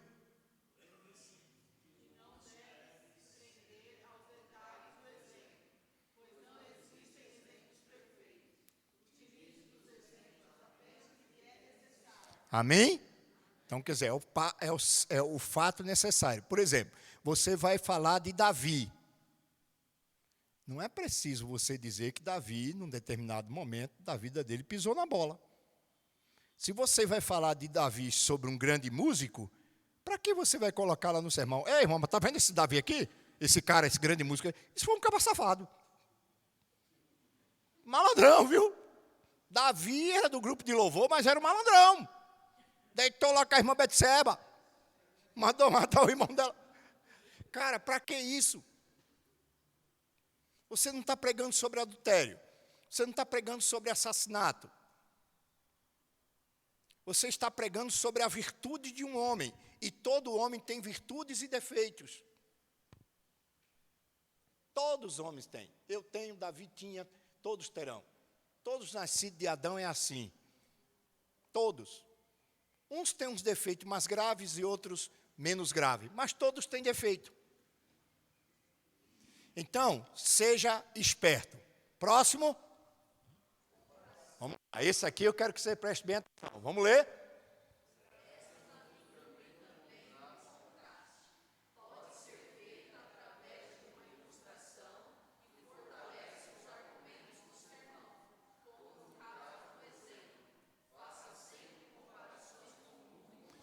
Por exemplo, você está pregando sobre oração. Aí você vai usar o exemplo positivo de alguém que tinha uma vida de oração e foi grandemente abençoado, e você vai usar um exemplo negativo de alguém que negligenciou a oração e quebrou a cara.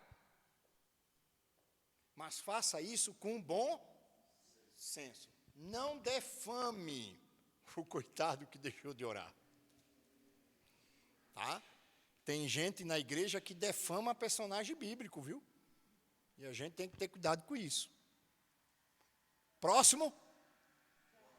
Voz. Vamos lá. Agora aqui é legal. Vamos lá?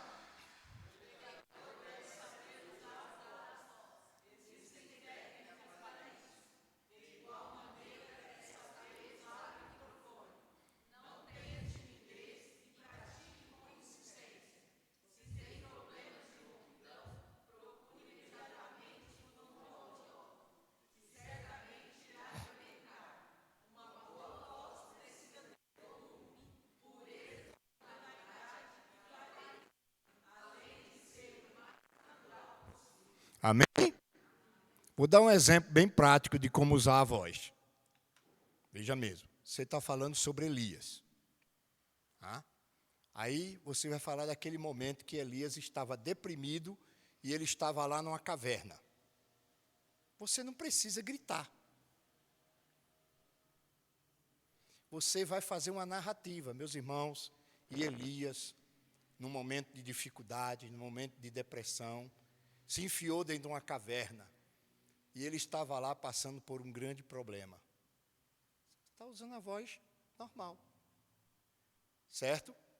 Agora, se você vai falar, por exemplo, de um comandante que disse assim: gritem pela espada do Senhor. Quem foi que disse isso?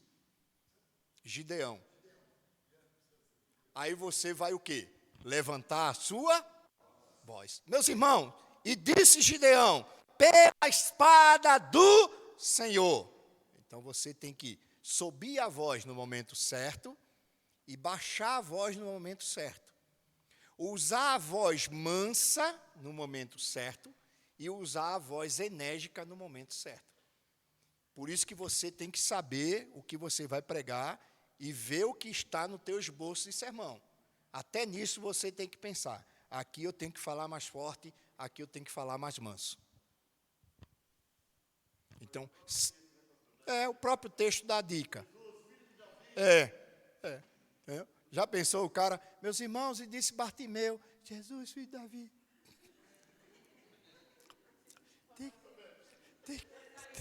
Tem compaixão. Gostei dessa. Certamente Marcos teria escrito assim. Não gritou, não foi ouvido, continuou cego.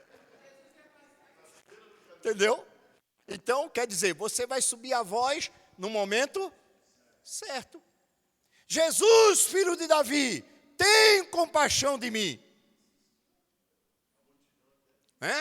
E Jesus entrando em Jerusalém, a multidão gritava: Hosana nas alturas, bendito o que vem em nome do Senhor. Olha aí. Você subiu a voz, você botou ênfase na voz, você vida na voz, né? É diferente, né? É diferente. Meus irmãos, Jesus entrando em Jerusalém, a meninada gritava: bendito que vem em nome do Senhor. Mas, rapaz, nessa, até o jumento que Jesus estava, ia protestar. Ia virar protestante.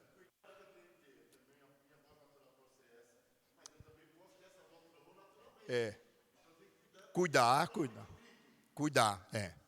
Eu tenho um problema sério, por causa do meu problema de saúde, que é uma doença crônica que eu tenho, rara, chamada miastenia grave. Quase língua estranha. Essa doença, ela provoca fraqueza muscular. E às vezes eu tenho que botar para lá. Eu tenho que fazer força para a minha voz mais forte. Então, é assim, eu vivo uma batalha no púlpito. Tá? Porque para eu pregar, eu tenho que fazer muito esforço. Os irmãos têm uma ideia. Tem pregação, já teve pregação de eu fazer, e quando eu terminar, o pessoal me levar para casa, que eu não aguento andar. Entendeu? Então, há um desgaste muito grande. E outra coisa, Já foi feita uma pesquisa nos Estados Unidos da América, entre os pregadores pentecostais, e foi constatado que uma boa pregação eloquente, fervorosa, de 45 minutos, é equivalente a uma semana de trabalho forçado. O desgaste que o pregador tem. Já houve casos de pessoas que pregaram e, quando terminaram, desmaiaram. De tanto esforço. Por quê? Porque na pregação você usa toda a intensidade do teu corpo, da tua alma e do teu espírito. Então envolve muita energia, envolve muita força. Tranquilo aqui? Estamos indo para o final. Aí, meu segundo voto. Se o primeiro copo já tem um voto, eu vou levantar as duas mãos. Muito bem. Linguagem e o uso correto do... Vamos ler? Muitos bons pregadores tropeçam nesse aspecto.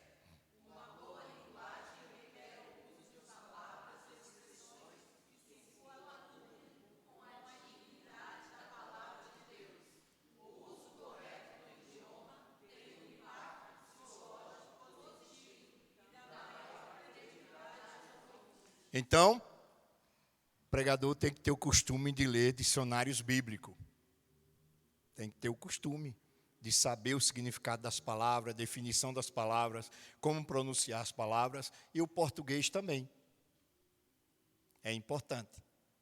Se você tiver o problema que eu tenho de voz, de dicção, você vai saber o que eu estou falando.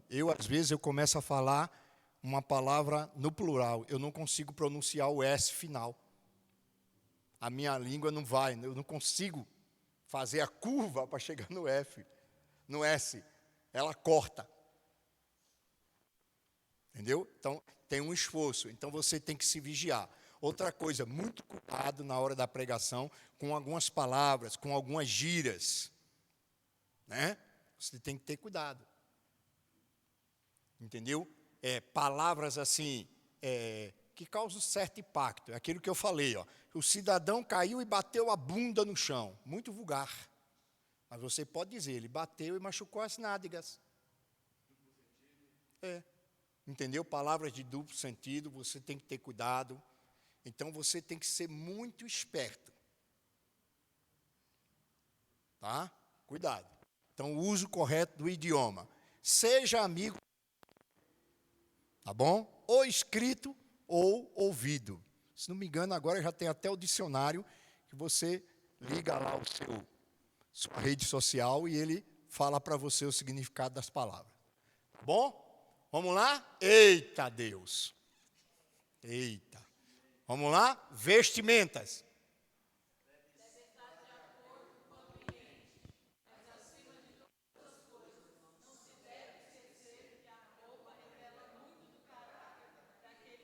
Opa, para aí.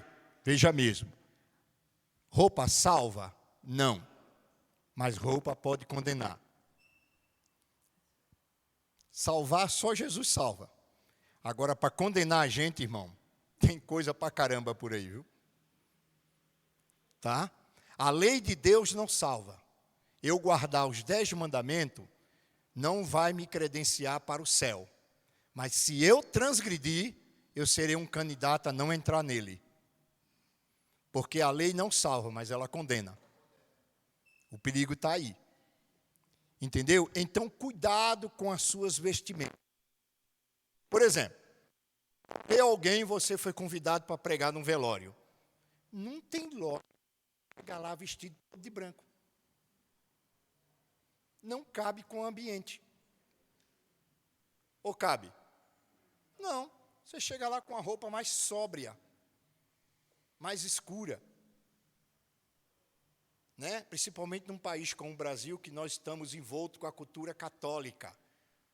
Né? O preto significa luto, o azul significa tristeza, o branco significa pureza, alegria, festa. Tem uns que chegam de paletó branco, sapato branco, meia branca, gravata branca. Né? E ainda chega assim, ó, Pai do Senhor, tudo bem? E aí, prazer em te ver, rapaz. Aí, fecha os dentes. Pelo amor de Deus. Entendeu? O cara chega, o outro está lá chorando e ele chega com a maior alegria, ó, soltando fogos. Não, chegue compenetrado. Chore com os que choram, cante com os que cantam. Chegue, Deus pêsame para a pessoa. Ah, esse negócio de dar pêsame é para católico. Não, é para cristão. Os católicos falam direto, mas o crente pode falar, meus pêsame. Quer dizer, minha tristeza pela sua dor. É uma expressão de respeito, dignidade às pessoas. Entendeu? Não chegue abraçando efusivamente. Oh, pastor!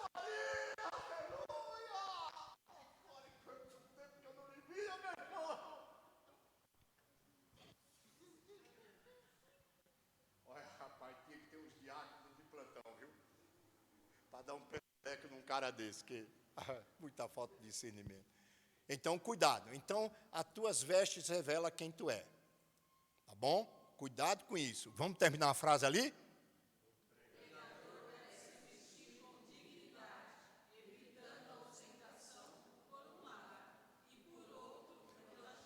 Ou seja, ele não vai chegar aqui no púlpito com o sapato por engraxar, o cabelo todo desgrenhado, né? A gola da camisa apontando para o lado e gravata para o outro. Não, ele vai chegar vestido de maneira sóbria, decente. Ele não vai chegar com a roupa, aquelas roupas vagalume, chama atenção, né? Ele não vai chegar com paletó amarelo, calça verde, camisa preta, gravata. Não. Ele não vem de palhaço. Ele vem para pregar. E ele também não vai chegar aqui, se a congregação é composta de pessoas humildes, ele não vai chegar aqui com a roupa mais cara da cidade. Isso é ostentação. Ele tem que saber medir o ambiente. Tem lugar que eu vou pregar, eu levo meu paletó. Tem lugar que eu vou pregar, eu vou assim, normal. Tem lugar que até hoje eu vou pregar, eu levo minha gravata. Então, para cada ambiente, a gente tem que estar preparado. Me convidaram para pregar num retiro de jovem. Aí eu cheguei lá, calça social, com a camisa esportiva. Ô pastor, pensei que o senhor vinha de bermuda, de chinelão, o senhor podia ter vindo à vontade. Eu digo, vocês podem vir à vontade, mas eu não, eu sou o pastor. Eu tenho que procurar um meio termo entre a gravata e a camisa social esportiva com a calça social. Por quê? Porque naquele retiro tinha pessoas maduras e tinha jovens, então eu vou procurar o meio termo. Você está entendendo? Então você tem que ser sóbrio. As irmãs, cuidado quando subirem num lugar como esse, com o cumprimento das roupas. E cuidado se ainda no púlpito que você for convidada para sentar no púlpito. Então você tem que ter muito cuidado com a sua roupa. As irmãs estão entendendo o que eu estou falando? Homem também. Homem também. Tem uns boizinhos aí que é heterossexual de Jesus, né? Tem uns que eu não sei como é que eles conseguem entrar na calça que eles vestem. Não sei como. Parece que eles foram vestidos a vácuo, né? Gente, é tão apertada que eu fico misericórdia. Como é que esse cara...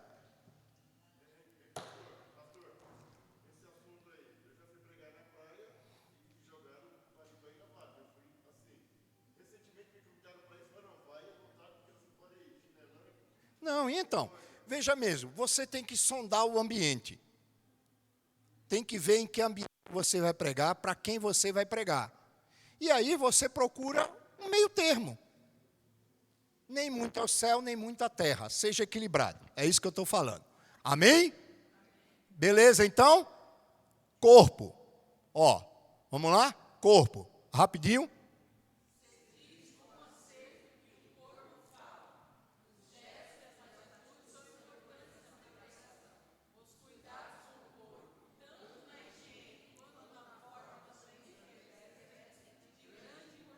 Amém? Então, quando você for pregar, vigie, veja se a sua loção de gambá está em dias. Cuidado com o seu hálito. Cuidado com isso. Então, seu corpo fala.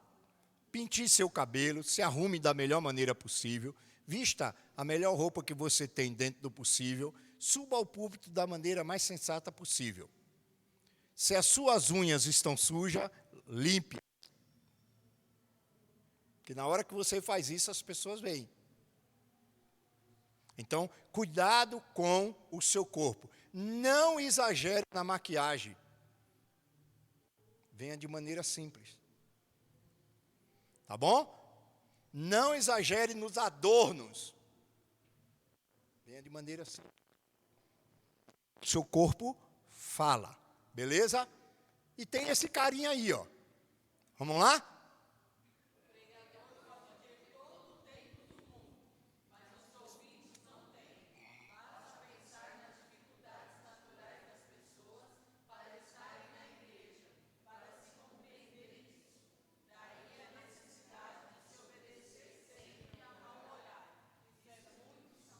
Se te deram 45 minutos para pregar, não passe disso. Amém? Respeite o horário que você recebeu ou que você combinou. Porque é assim, ó, vai ter uma festa na igreja do Rafael. Aí os irmãos saem para distribuir convite aqui no bairro. Começa às 7 e termina às 9. Aí uma senhora aqui do bairro, que não é crente, o marido não é crente, ela aceita o convite e vem. Aí o marido pergunta a ela assim, está indo para onde? Ah, meu bem, eu vou ali na Igreja da Promessa, assistir um culto festivo, termina 9 horas. No máximo 9h15 eu estou em casa. Aí a mulher chega aqui e o culto termina 10h30. Quando ela chegar em casa, como é que tu acha que o marido dela vai receber ela?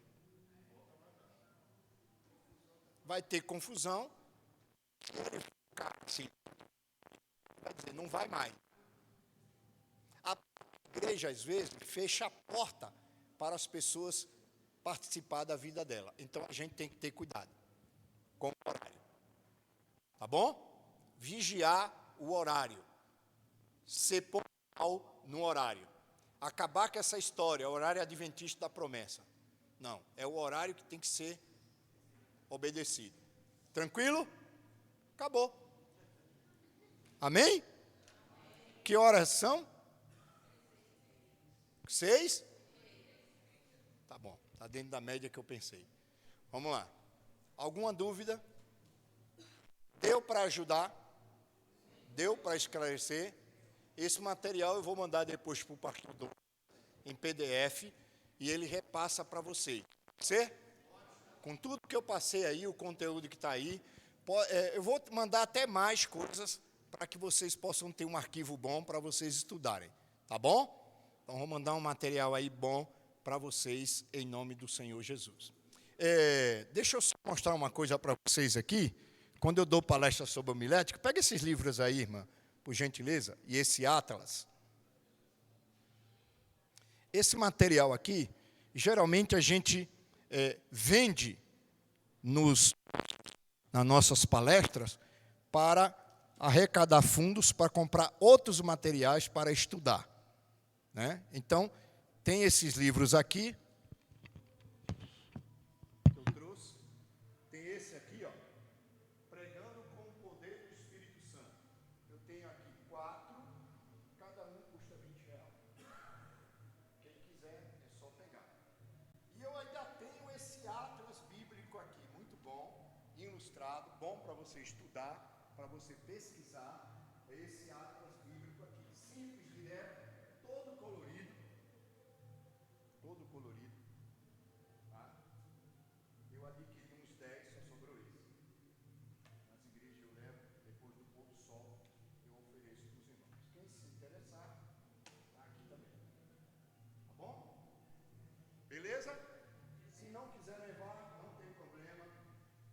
A gente leva para outro lugar. Amém? Amém. Vamos orar então? Podemos orar, pastor? Podemos orar? Nenhuma dúvida? Nenhuma pergunta? Tudo tranquilo? Amém? Eu vou orar a Deus e vou pedir a Deus uma outra oportunidade para voltar aqui conversar com vocês sobre hermenêutica, como interpretar a Bíblia. Tá bom? Orem a Deus para Deus nos dar aí um tempo para a gente voltar aqui, acertar com o pastor Douglas e voltar aqui para ensinar a vocês a interpretar a Bíblia. Tá bom? Porque é necessário o pregador não só saber pregar a Bíblia, mas também interpretar a Bíblia. Tranquilo? Vamos orar então e encerrar. Agradeçam a Deus pela semana que terminou, pelo sábado que findou, e orem a Deus por mais uma semana que está começando, em nome do Senhor Jesus. Amém? Por favor, na oração de vocês, orem por uma amiga da minha esposa, irmã Rose. Ela pegou essa mutação do vírus da Covid e, felizmente, ela está na UTI entre a vida e a morte. Ela já foi desenganada pelos médicos e nós estamos numa campanha de oração por ela, pedindo a Deus um milagre, pedindo a Deus que a ressuscite, que a fortaleça, que a traga de volta, em nome do Senhor Jesus. O nome dela é Rose, né? Ela congrega uma outra igreja, mas é uma pessoa muito crente, muito boa, e não deixa de ser irmã em Cristo. E a gente está orando por ela. Então, na sua oração aí, lembre-se da irmã Rose, peça a Deus misericórdia por ela. Tá bom? Oremos. Amado e querido Deus, Pai de nosso Senhor Jesus Cristo, muito obrigado por este momento de reunião em que aqui estamos para aprender da Tua Palavra.